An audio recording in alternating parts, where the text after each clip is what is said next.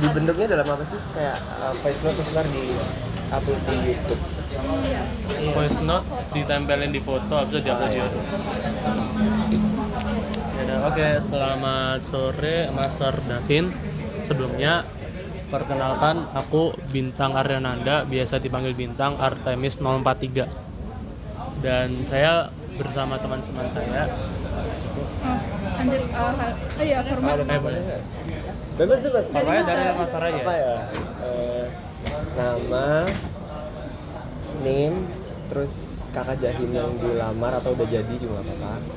Terus tapi barusan kuliah ya. Aku pengen ngomong matkul favorit tapi kayak belum gitu ya pasti. Asal daerah sama ini aja apa? Kesan-pesan masuk AE kan udah jadi angsus. Iya. Ya, oke. Kenalin lagi, aku Bintang Artemis 043. Habis itu apa tadi? Name udah 043. Habis gitu asal Surabaya. Pak matkul favorit Kakak Jahim. Master Farid 001 Apollo. Habis itu matkul kesan pesan masuk AE. Wow aja sih, karena jurusan ini nggak ada di tempat lain gitu, kayak merasa eksklusif aja. Oke, lanjut. Lu tau aja gak sih? Kenalin Master, kenalnya aku Mutia Azmi Lubis, NIM 008 Artemis, terus asal daerah dari Padang Sidimpuan, Sumatera Utara. Terus apa lagi ya? Kak Jahim Master Intan. Terus kesan dan pesan masuk AE. Sejauh ini seru banget sih, tapi susah sih matkulnya, dan dengar dari kating-kating juga kayak chaos banget, apalagi semester 4 gitu. Boleh nambah nggak? Ini alasan masuk AE. Jadi alasan sama kesan-pesan. Alasan. Alasannya aku itu sebenarnya kemarin udah milih di ITL Trisakti gitu, Dirgantara, jadi kayak nyoba lagi ITB, ya udah Dirgantara gitu. Tapi sebenarnya pilihan pertamanya farmasi gitu. random banget. Tapi dia gitu. Oke. Sangat bertolak belakang gitu. Alasan masuk AE karena mau merevolusi Dirgantara Indonesia. Keren. Tunggu ya. Angkat Mas. Lanjut. Aku kenalin Master, nama aku Sela, NIM-nya 1362355. Terus Kak Jahim yang udah jadi itu aku sama Kak Abed. Oh, Elizabeth. Terus asal daerahnya dari Jakarta. Apalagi asal masuk AE karena tertarik kerja di aviasi. Terus kalau kesan-pesannya? Sebenarnya aku pas pertama kali masuk AE tuh aku kayak happy karena awalnya dapet AE, tapi setelah ngelakuin wawancara sama Sonic aku lebih happy sama orang-orang sih. Soalnya aku ngeliat kayak karakter anak-anak AE itu memang beda sih dari jurusan lain, karena memang lebih individualis gitu. Aku lebih temen aja kalau orang-orang yang kayak gitu. Oke.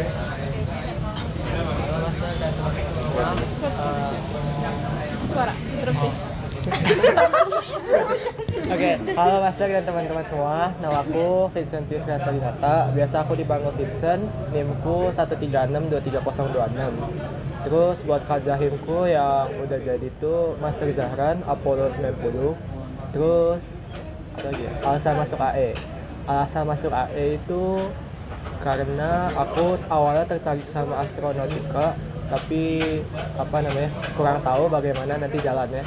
Habis itu buat kesan-pesannya sendiri ya senang-senang aja sih, maksudnya belum ada hal-hal yang signifikan gitu ya. Itu apa tadi? Udah ya? Udah. Oke. Aku Syifa Artemis 047, asal dari Surabaya, Depok. Oke, terus alasan masuk Iya. Ini dulu apa Kajahim kan? Kerja aku masuk ngeceng. Ngeceng. Alasan aku masuk AE karena suka traveling naik pesawat. Terus emang didorong sama orang tua masuk AE. Oh iya. Iya. Karena mamaku juga suka traveling. Biar kerja di Dirgantara gitu. Oke. Terus kesan Kesan-kesannya selama 2 minggu ini, hampir masih seminggu ya? Seminggu. nah, masuk AE, alhamdulillah banyak teman sholat. Oh. Kita juga iya sih. Iya kan? Itu penting sih, itu penting. Unik ya? Oke. Terus udah, aku ya kenalan. Iya.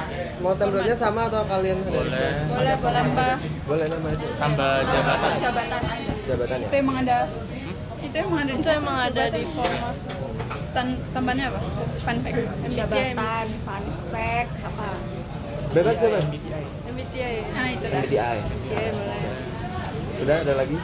Sama deh kayak tadi cuma. Oh sama aja tadi tambah MBTI. Oke. Udah kenalin semuanya. Aku Davin. Aku dari Testra 74. Terus aku dari daerahnya dari Surabaya sama kayak gitu. Terus apa lagi?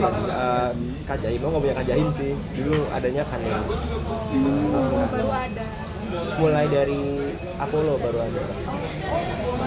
Mungkin gantinya ini aja ya, kayak aku Kajahimnya siapa gitu. Aku Kajahimnya tahu Zakwan ya, Zakwan. Terus Farhan Inam.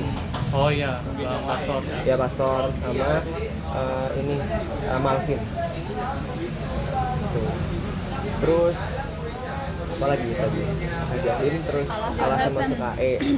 Sebenarnya dulu itu aku bingung banget kan antara sebelah atau ini.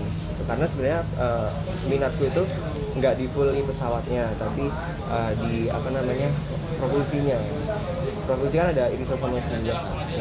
Nah, jadi aku bingung gitu dulu kayak aku mau apa namanya pengen mempelajari itu kan khususnya ya. Tapi kalau whole-nya atau generalnya kan aku bingung antara mau mempelajari mesin umum atau langsung pesawat secara umum, baru ntar dikerucutkan ke apa namanya propulsi.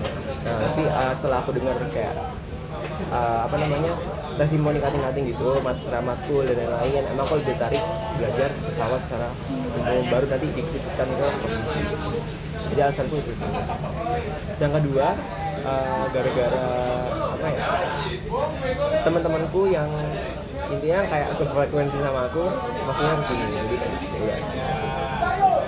Kalau kesan-kesannya berarti aku udah berapa ya?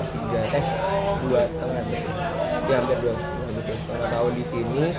Itu ya matkulnya susah iya, tapi bakal kebantu banget karena ntar kan kalian udah dapet belum kayak drive academy gitu ya, itu bakal kebantu banget di situ. Jadi kayak susah iya, tapi asalkan kalian ada niat mau belajar, mau kulik-kulik lebih, sebenarnya bisa. Kalau chaos itu tergantung manajemen waktu, cuman kalau menurutku ya chaos sih, soalnya manajemen waktu juga sebenarnya belum terlalu bagus, jadi kayak masih ngerasa chaos juga. Terus apa ya, dosen-dosennya sangat membantu, sangat suportif dalam kegiatan apapun. Kalian bukan yang tipikal dosen yang kayak apa sih kolot gitu-gitu enggak. Jadi kayak beneran enak banget lah. Jadi kalian mau apa namanya konsultasi sesuatu itu kayak mereka itu sangat dorong. Itu kalau pesan-pesan. Terus kalau jabatan di KMPN, aku sebagai kepala bidang kedirgantaraan. Terus MBTI ku INTP. Udah? So, ya banyak. KPN. Siapa mulai? Mungkin pertanyaan paling dasar dulu, kayak sebagai kepala bidang kedirgantaraan itu ngapain aja, programnya apa aja, dan gimana kerjanya. Jadi bidang aku itu kan membawahi divisi-divisi, dan divisi-divisinya itu ada keprofesian, ada keilmuan, sama ada karir profesi. Aku mulai dari keprofesian dulu ya. Keprofesian itu nanti intinya tuh bakal ngurusin hal-hal yang berhubungan dengan intinya menyiapkan masa KMPN supaya bisa tahu nanti dunia kerjanya di Dirgantara itu gimana, terus persiapan karir. Itu intinya di keprofesian itu ngurusin kayak gitu. Kalau keilmuan itu ininya mengembangkan dan mengeksplor lebih dalam lah tentang keilmuan AE. Jadi nanti di situ bakal ada banyak kajian tentang ya banyak topik lah gitu. Dan sebenarnya tidak hanya di AE doang. Jadi ntar kita tuh juga bakal kolaborasi sama misal jurusan lain atau univ-univ lain yang bahkan non teknik, dicari keterkaitannya sama kita dan itu bakal dikaji. Itu kalau ilmuwan. Terus kalau karir kompetisi itu intinya menyiapkan memberi wadah buat masa KMPN itu untuk yang mau ikut kayak kompetisi, nyobain lomba kompetisi itu kita wadahi. Jadi ada wadahnya di situ, ada mentornya, kalian bisa tanya-tanya, kalau kalian bisa berkonsultasi di karyawan kompetisi itu. Ini gitu. Bisa udah ya. Itu overview-nya kayak gitu lah kalau bidang itu. Terus apa motivasinya Master mau jadi kepala bidang?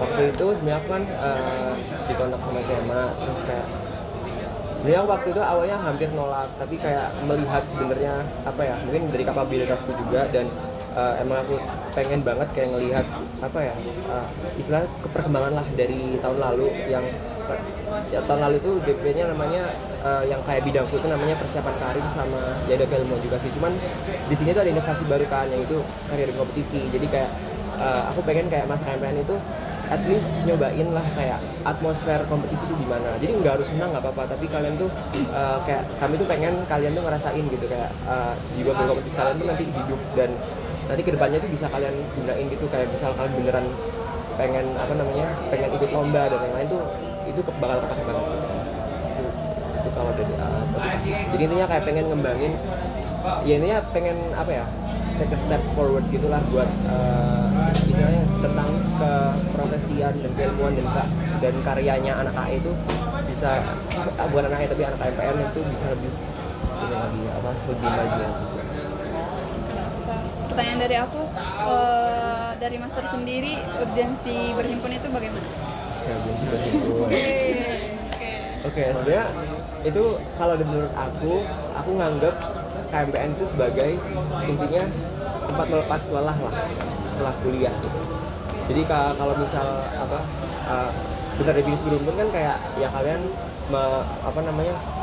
gabung di suatu komunitas yang mana banyak orang-orang yang mirip sama kalian, yang harus mirip sih pokoknya dalam satu lingkup dan wadah yang sama gitu.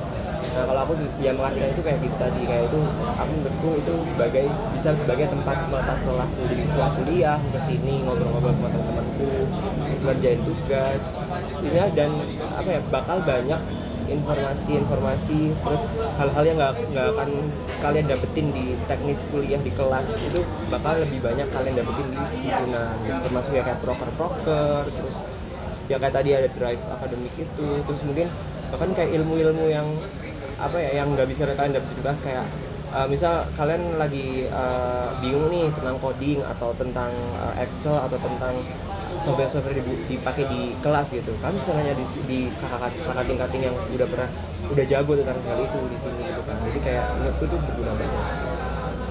Urgensinya kayak gitu.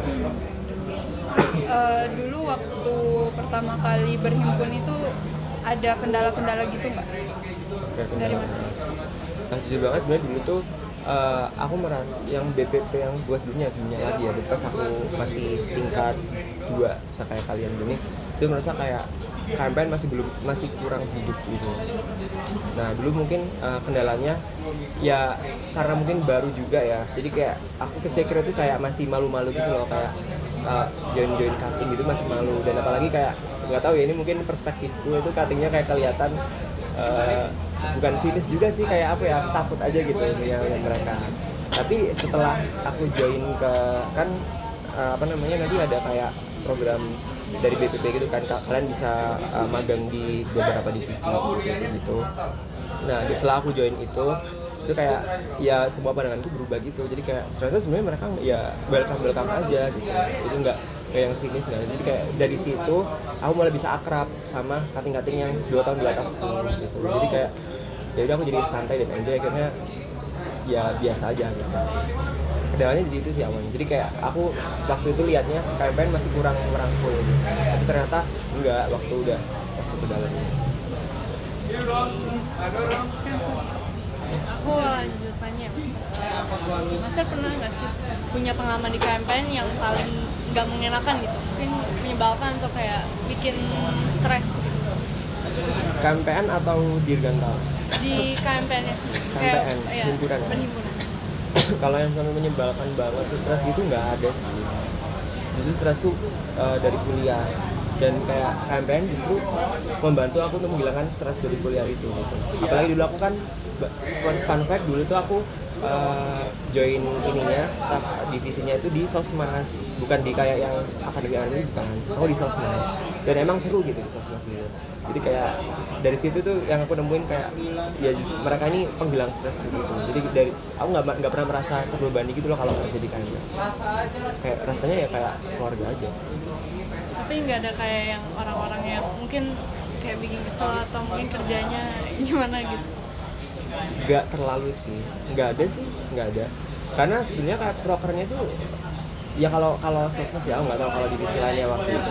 Kalau Sosmas dulu aku kayak fun gitu, jadi kayak apa ya, orang ngerjainnya semua tanpa beban gitu. Jadi rasanya juga ya nggak terlalu yang di bawah stres gitu. Berarti pertanyaan keduanya ini menurut kakak pelajaran paling berharga apa yang kakak dapat di KMPN? KMPN, oke. Perjalanan berharga.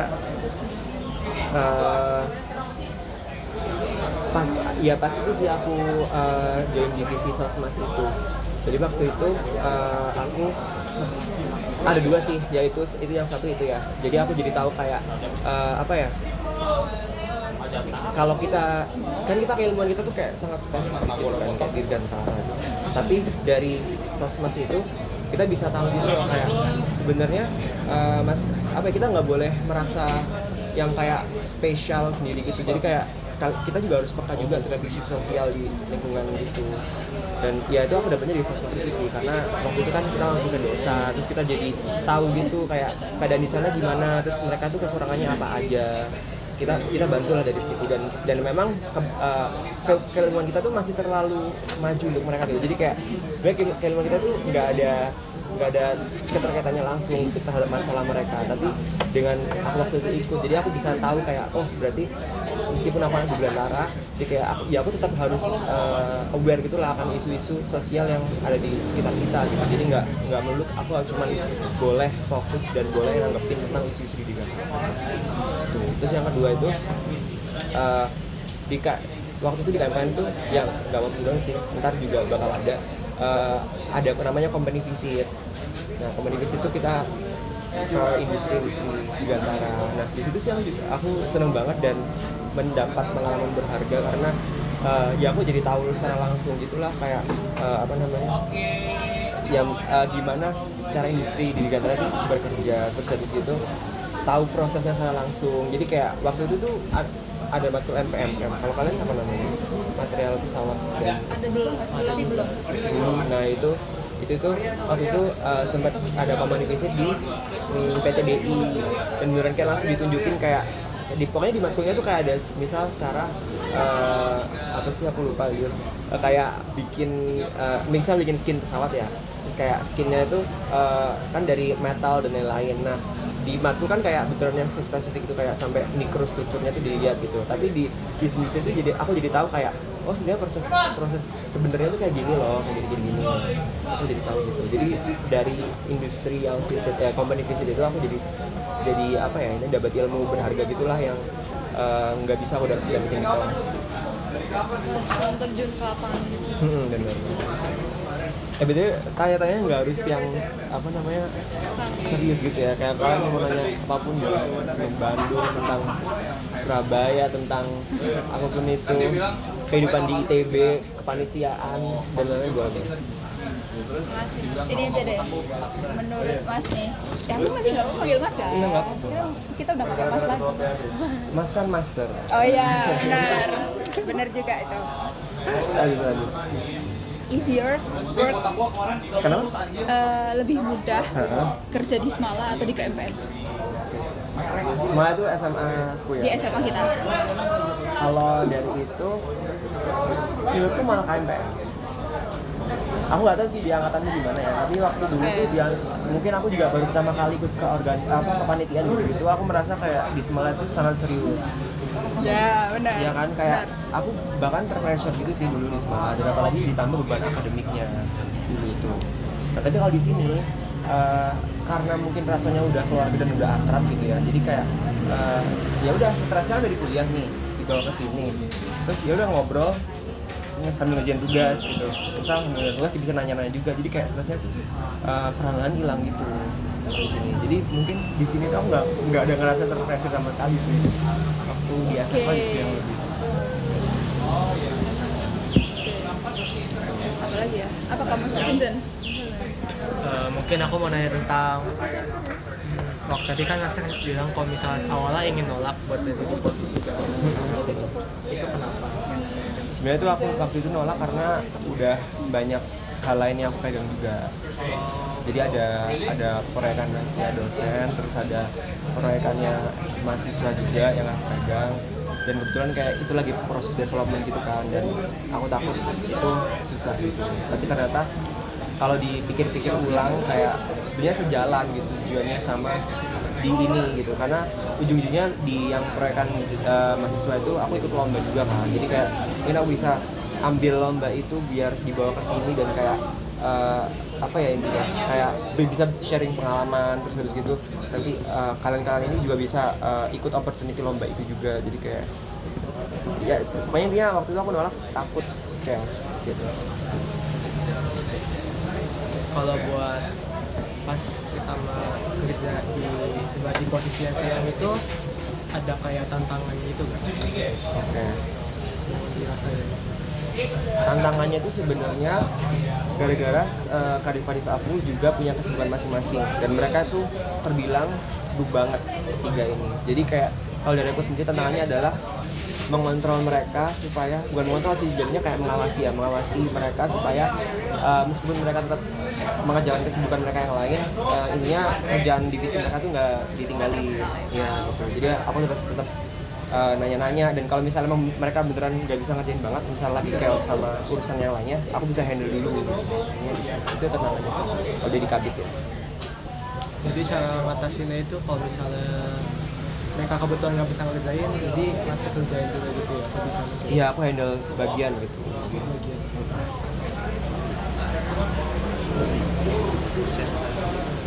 Lagi. Boleh. Kamu Profesor Davin kan ikut Aksantara juga, sampai menang KRT gitu. Itu gimana cara bagi waktu, manajemen waktunya antara Aksantara sama KRT? Oke. Waktu itu ya, jujur waktu itu aku Aksantara kan PDPM dan KMPN Sosmas. Sebenarnya Sosmas itu kerjanya bukan yang setiap minggu ada proker gitu loh. Jadi kayak prokernya cuman 2 kalau nggak salah, tapi itu besar semua. Jadi kayak ke desa sama bersih-bersih sungai sama bersih-bersih tanggung perahu kalau nggak salah. Nah itu tuh jadi kayak persiapannya juga yang nggak memakan waktu yang banyak dan sampai aku harus effort banget gitu, nggak, karena kan ya ada yang lain juga dan ada kadifnya juga, jadi kayak pasti anggotanya ya udah gitu, tinggal ngikut dan tinggal ngerjain apa yang disuruh gitu. Jadi waktu itu sebenarnya Sosmas nggak terlalu berkendala mengganggu aku buat fokus ke Aksan. Jadi waktu itu bisa dibilang aku fokusnya full ke Aksan gitu. Terus dia mau main gitu. Ya itu paling chaosnya itu adalah sama tugas. Waktu itu pas mepet-mepet KRTI itu libur jadi kayak ya udah aja gitu kan, udah bisa fokus. Tapi yang awal-awal itu ya itu sih susahnya itu waktu itu aku semester 5 kan, ada matkul namanya SPU, sistem satu darah, dan itu kayak ujiannya itu per bab dan hampir kayak 2 minggu sekali ada gitu. Nah waktu KRT itu intinya tuh ya gimana ya, sempetin waktu aja sih, soalnya kita gawe kan malam, jadi kadang gawe tuh kadang kalau misal aku lagi nganggur ya udah aku sambil lihat-lihat soal, latihan soal gitu. Karena waktu itu bahkan itu hamin berangkat ya, hamin 5 atau hamin 6 gitu, pokoknya besoknya tuh ujian gitu. Terus ya udah waktu ujian waktu itu kebetulan ketua aku juga AE juga kan, jadi ya udah, dan temen sekelas juga dan sama anak tekstral juga kan, jadi ya udah waktu ujian ya mau nggak mau gaulnya di stop dulu, kita ujian dan waktu itu langsung balik lagi gitu. Tapi ya banyak kan bolos kelasnya sih emang waktu mepet-mepet KRTI, karena emang nggak bisa sih kayak ngejar chaosnya nyiapin KRTI sama kuliah. Tapi intinya kalau tugas-tugas ya mau nggak mau karena kewajiban emang harus dikerjain dan ulangan juga harus datang. Tapi kalau kelas yang kayak dosen jelasin doang atau kayak nggak ada apa-apa, itu aku